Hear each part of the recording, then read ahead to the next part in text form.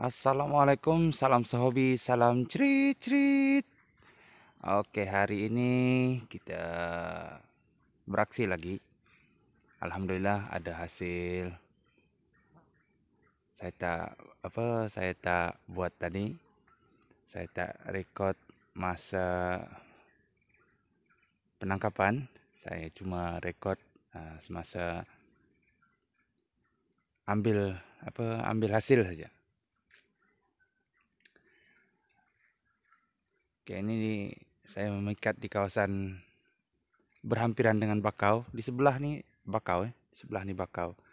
Pokok-pokok yang begini ada orang kata apung, ada orang kata nipah. Biasanya tumbuh berhampiran dengan kawasan bakau. Oke, hari ini saya bawa 3 pikat ya. 3 pikat. 1 pikat baru lagi saya tes, masih muda lagi ya. Oke, ini dia pikatnya masih muda dan dia ada hasil. Nanti saya bagi tengok, saya akan tengokkan juga masa saya turunkan hasilnya tadi.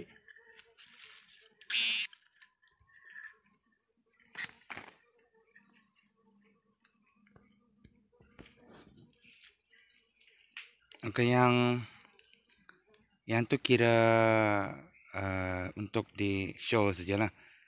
Dia memang ada hasil tadi ya.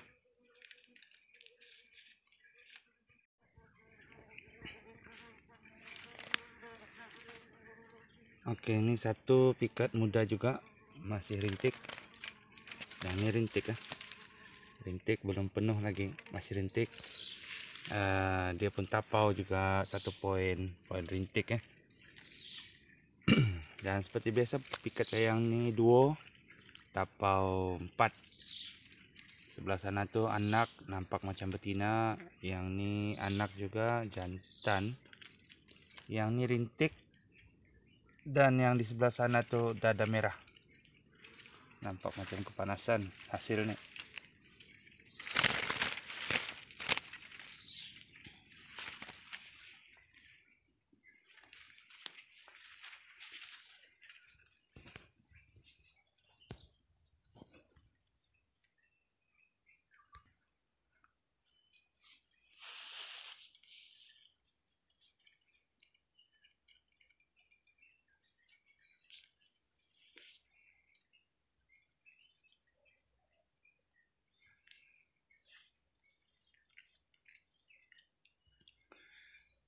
Oke, hari ini kita coba menjawab soalan dan saya akan jadikan dianya sebagai bersiri lah.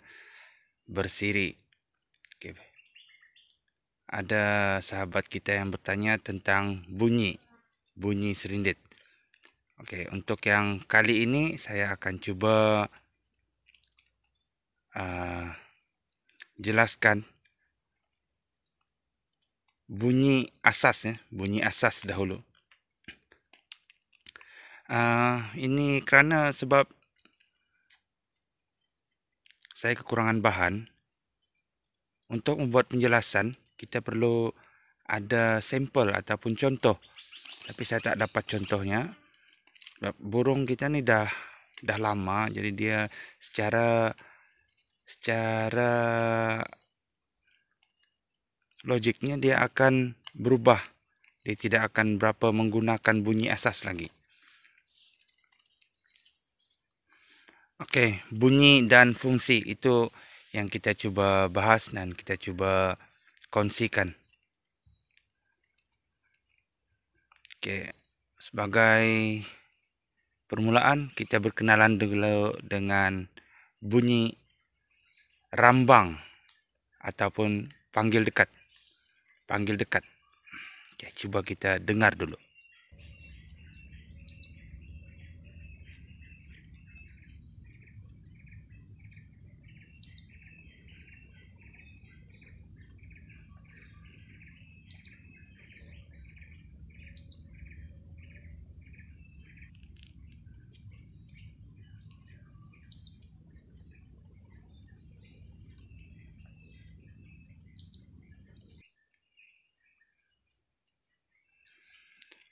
Oke, yang itu tadi bunyi rambang ataupun bunyi panggil dekat. Panggil dekat. Bunyi ini adalah identiti khusus untuk serindit. Dimanapun jua, tidak kiralah satu negeri, satu daerah, ataupun berlainan negara, dia tetap bunyi yang sama. Apa fungsi bunyi cerit? Oke. Berdasarkan pada pengamatan saya, bunyi panggil dekat nih ataupun rambang nih adalah satu identiti diorang, identiti serindit, di mana ini menunjukkan keberadaan mereka. Contoh ya, bila serindit nih bersendirian, dia akan bunyi itu. Walaupun ada yang tidak lah, tapi nanti kita bahas itu. Contoh, diorang terbang, diorang akan bunyi ini. Sebagai menyatakan diorang mencari teman. Cerit, cerit. Oke, jika ada yang hinggap ataupun ada yang berdekatan, diorang akan balas dengan bunyi yang sama. Itu menyatakan ada teman berhampiran.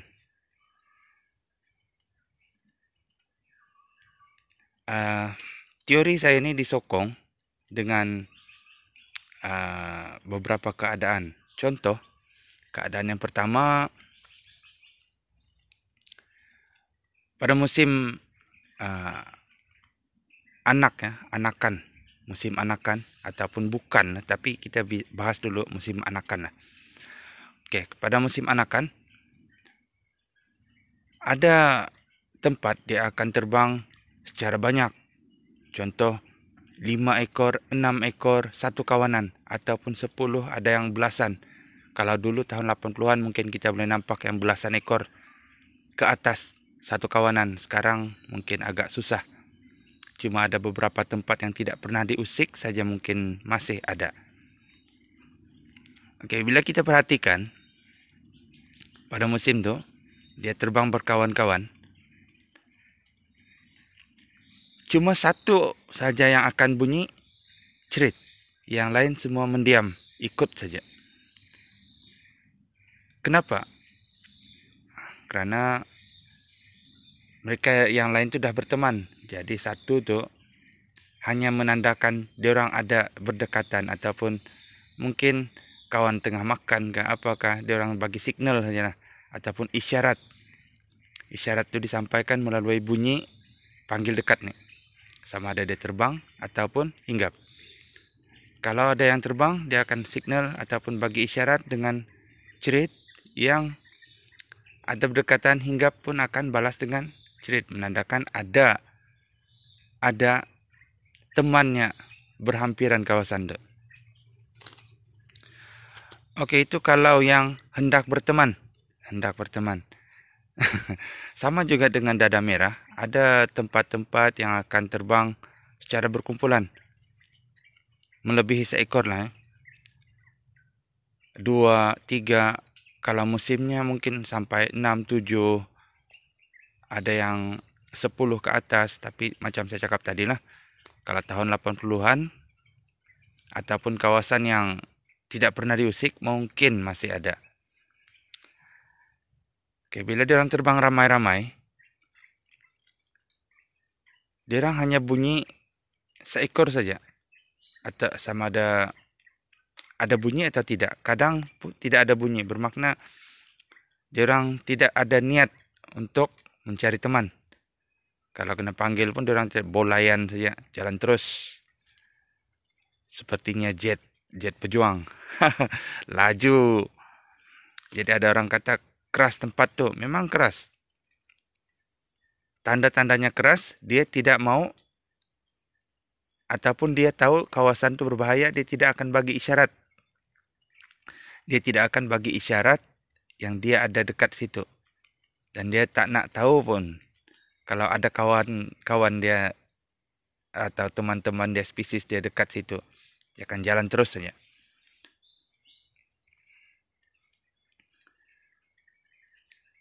Itu menguatkan teori saya lah. Teori saya yang bunyi rambang nih sebenarnya adalah isyarat untuk mereka berteman. Kalaupun derang terbang ramai-ramai, hanya satu saja yang akan bunyi seperti itu, yang terbang. Kalau yang hinggap lain cerita. Yang hinggap itu berbeza situasinya. Contoh kalau dia terbang 5 ekor, kita tidak akan dengar bunyinya 5 cerit-cerit, tidak ada. Cuma sekali-sekali saja, seekor saja. Jadi jangan heran kalau ada certain place ataupun beberapa tempat yang dianggap keras, dia orang terbang tidak ada bunyi. Itu menandakan dia orang tidak ingin berteman ataupun dia orang sudah sense danger ataupun dah kesan ada bahaya di kawasan itu. Dia orang akan jalan terus saja. Oke, itu yang pertama yang kita kena tahu sebagai asasnya lah, asas signal ataupun isyarat keberadaan ataupun isyarat berteman, panggil dekat ataupun panggil rambang. Kalau macam pemikat kita simpan seekor lah, contohlah seekor kan, kita naikkan ke atas, kemudian bila kita tunggu dia akan banyak bunyi itu. Walaupun ada versi lain, bila dia sudah semakin matang, semakin lama dipelihara, dia akan ada versi lain, tapi masih dalam kategori yang sama. Cuma sudah upgrade bunyi panggil dekatnya itu. Bermakna dia ingin mencari teman, nak berteman. Kalau ada yang limpas, oke, itu dia akan balas. Oke, itu yang pertama ya. Pertama, panggil dekat. Seterusnya, oke, sebelum itu jenis-jenis panggil rambang ya, panggil rambang ataupun panggil dekat nih. Ada yang menggunakan jenis tunggal. Dia seperti cerit. Oke, itu tunggal. Itu namanya panggilan tunggal. Kemudian ada yang double. Ada yang double. Kita boleh dengar di atas ataupun masa mereka terbang dia akan bunyi double. Contoh lah, saya tak berapa mahir nak tiru, tapi bolehlah kan, sebagai mana tahu tuan-tuan, sifu-sifu dengar, bolehlah kan. Dia contoh seperti ini. Kalau yang single, tunggal, itu sekarang ini bunyi lain ya. Itu dikatakan panggil stop. Dia ada sudah variasi lain. Ada satu limpas tadi. Tapi tak apalah, lewat sudah. Oke, yang tunggal dia bunyi cerit. Oke, kalau yang double dia akan gunakan cerit cerit cerit cerit. Dia masih kategori yang sama, masih lagi identity yang sama. Kemudian ada pula yang triple ataupun 3 kali, 3 ganda lah, ganda 3 gitu. Mana yang betul? Oke, dia cerit cerit cerit cerit cerit cerit. Itu pun sama juga. Sama, dia masih sama sebenarnya, tapi berbeza tempat, berbeza kemahiran. Dia akan ada variasi-variasi lain. Kalau dah makin upgrade, dia akan ada cerit, ujungnya macam, saya tak pandai nak ikut. Dia krik-krik, macam-macam lah. Bunyinya di ujung tu dia akan ada bunyi tambahan. Bunyi tambahan. Itu pun sama sebenarnya. Oke, bunyi yang kedua. Bunyi yang kedua yang kita coba kupas adalah panggil, juga masih dalam kategori panggil, yaitu panggil jauh. Panggil jauh. Untuk panggil jauh nih, dia ada 2 kategori. Satu jenis yang bagi saya ini jadi pilihan saya. Oke, kita dengar dulu.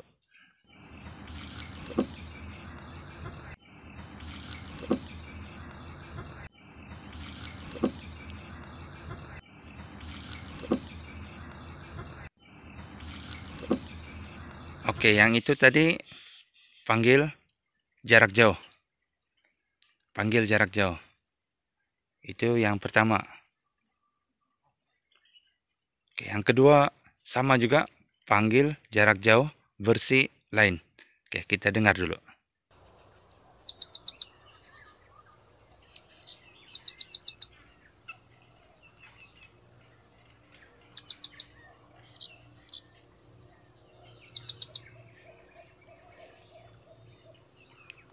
Oke, yang itu tadi panggil jauh juga. Ada yang mengatakan, setengah tempat mengatakan itu panggilan betina. Tapi tidak betul lah. Sebab jantan pun guna. Cuma mungkin dia tidak dia tidak ada yang jenis yang pertama tadi. Untuk panggilan jauh ini juga dia ada variasi-variasi tersendiri. Walaupun kategori dia cuma 2, yang tadi itu dan yang titit dan yang satu cek. Dia sebenarnya cuma 2 saja sebenarnya. Tetapi dalam jenis-jenisnya lain tempat, iramanya berbeza-beza. Tapi masih dalam kategori yang 2 tadi itu. Tujuannya, fungsi bunyi inilah fungsinya untuk memanggil teman-temannya yang berada jauh daripada mungkin kalau kita zaman sekarang lah kan, kita nak teriak dia tak dengar, kita pakai call lah, senang. Itu umpama saja lah, umpama. Lebih tepat dia yang jauh yang kita kena. Kalau kita panggil biasa, contoh lah kan, kita lambai-lambai pun dia boleh nampak. Tapi kalau jauh sangat tak boleh, kita kena teriak. Oke, yang ini sebenarnya lebih kepada berteriak ataupun menjerit. Seperti itulah. Oke, itu tadi yang bunyi pertama yang kita bahas, bunyi panggil dekat ataupun rambang. Yang kedua, panggilan jauh. Panggilan jauh dia ada versi lain. Saya tak cukup bahan untuk perdengarkan kepada sahabat-sahabat. Jadi mungkin agak sedikit kurang jelas untuk mengumpulkan mengumpul bahan nih, agak susah. Kalau di YouTube ada, tapi saya segan nak ambil bunyi-bunyi yang dalam YouTube nih. Oke, itu dua-dua yang saya sebut tadi itu, panggil dekat dan panggil jauh ataupun rambang dan panggil jauh itu, dia akan berubah-ubah cara dan intonasi ataupun kalau macam kita dialek lah. Dialek. mengikut tempat. Dia tak serupa sangat. Walaupun kita dengar seakan-akan, tapi tetap lenggoknya, cangkoknya, intonasinya berbeza. Itu perlukan pengamatan lah, pengamatan yang lama baru kita boleh cam. Oke, yang ketiga bunyi asas. Yang ketiga ya. Untuk kali ini saya cuma akan bahas 3 sajalah dahulu. Oke, bunyi yang ketiga adalah bunyi mengusir. Yang ini wajib tahu. Tiga ini sebenarnya kita wajib tahu. Bunyi mengusir. Coba kita dengar dulu bunyi mengusir.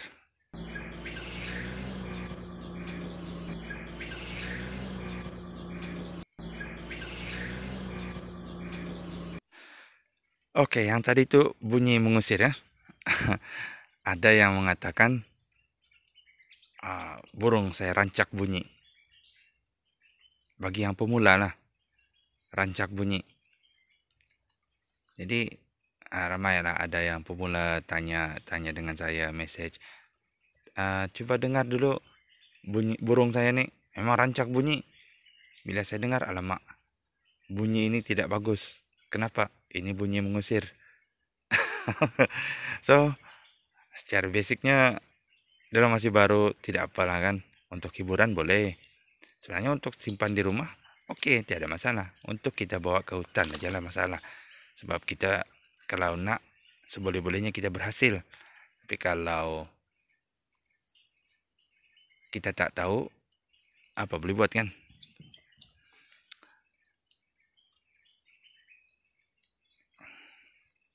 Oke, setakat ini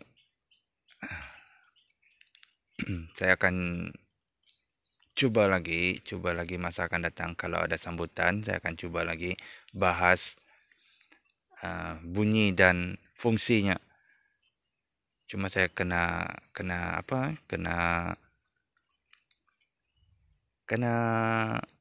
kumpul bahan. Sebab kalau setakat kita cerita begitu sahaja, tidak ada sesuatu yang boleh dilihat atau didengar, kita mungkin lambat untuk faham. Oke, kalau ada lah teman-teman yang sudi berkongsi dengan saya, minta rakam, minta rekod, kemudian hantar ke WhatsApp saya bunyi-bunyi burung yang di tempat-tempat kalian lah. Contoh kalau dalam Sabah dia ada daerah-daerah yang lain, daerah lain bunyinya pun akan lain. Oke, kalau dari negara lain pun alhamdulillah kalau ada yang sudi untuk berkongsi dengan saya supaya saya boleh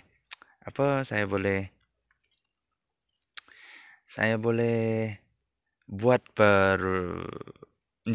penjelasan yang lebih baik.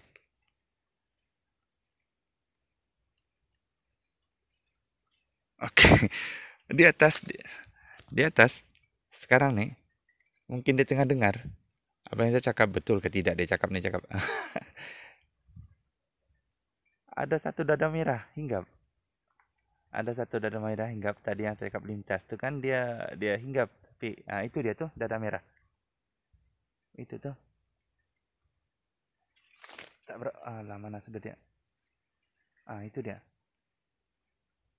Itu dia di atas, tapi jebak saya semua sudah di bawah. Dia jalan-jalan di sana tuh. Aduh, hai. Ini boleh menyebabkan marah.